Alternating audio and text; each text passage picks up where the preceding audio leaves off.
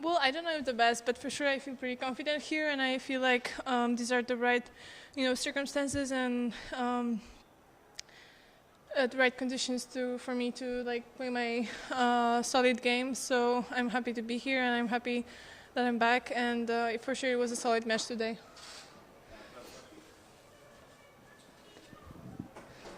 Hi Iga, great job.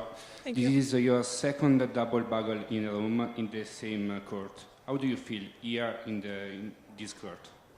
Well, this court is a little bit different than most of the stadiums because, like, the audience sits, I feel like, a little bit closer to the court, and there's a lot of like walking and a lot of sometimes, nice cheering. So you have to kind of be focused and just look at what's going on court and not on the audience. But for sure, for the past years, I really appreciated playing here because the Italian people are really like, emotional, and they just enjoy good tennis. So it's nice to play with them. Did you ever lost six love, if you remember? And what do you think is, which feeling do you have inside yourself when you are winning? So, six love means something. And what do you think she thinks, your opponent thinks about this? You feel a little bit sorry or not?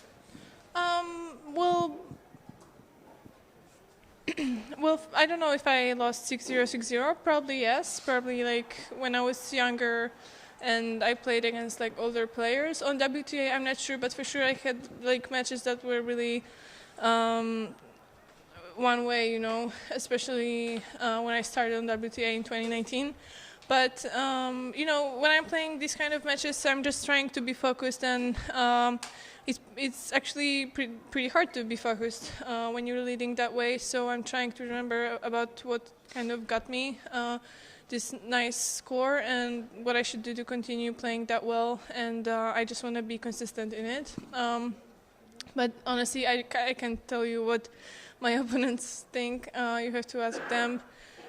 But I guess they are also, focused on what to do better and what to change. So, in my opinion, like the score doesn't really matter, and it doesn't have any influence on my, feeling on the court. I'm just trying to play best tennis, no matter what the score is. Maybe one game. I mean, even if I would, I don't want to, lose points on purpose. It doesn't make sense. So I'm always going to be that kind of player who wants to win the next point. And I think most of us have that kind of feeling. So, yeah. Hi, Iga. 3 years ago, you lost here to Aranska Rus. And like looking back in hindsight, you then went on and won Roland Garros. Just curious what a loss like that did to you and how you reacted to it. Well, it wasn't easy, honestly. It was a pretty tricky part of my career. I mean, I just started, but yeah, career. Well, this match was, I remember it as a pretty traumatic one. I just played, she played high balls, and it really worked here on the slow surface. I couldn't manage that properly. I was making a lot of mistakes, and I didn't feel really well. Then I remember we had some serious talks with the team on what to change and how to reset and what I should do to feel a little bit better. And I came home to practice, and that period of time wasn't easy at all. I also probably had some expectations because it was clay, and I knew that I can do better. And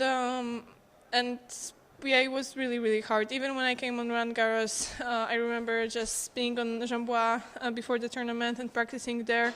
I literally had the talk with Daria if it makes sense to continue everything because I felt so bad, and I felt I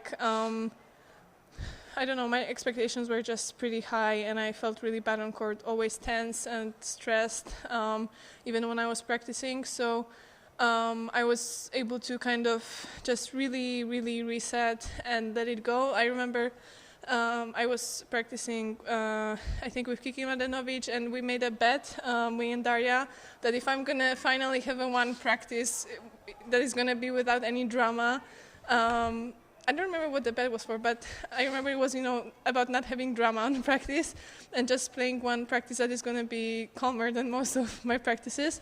That's, that this is the goal, And since then, I managed on this tournament to kind of let everything go. And I was honestly, when I played my first rounds on Roland Garros 2020, I thought I played so bad that I can't go lower, so I'm just going to play and see how it goes. And then I won a couple of matches, and I was like, okay, what's going on?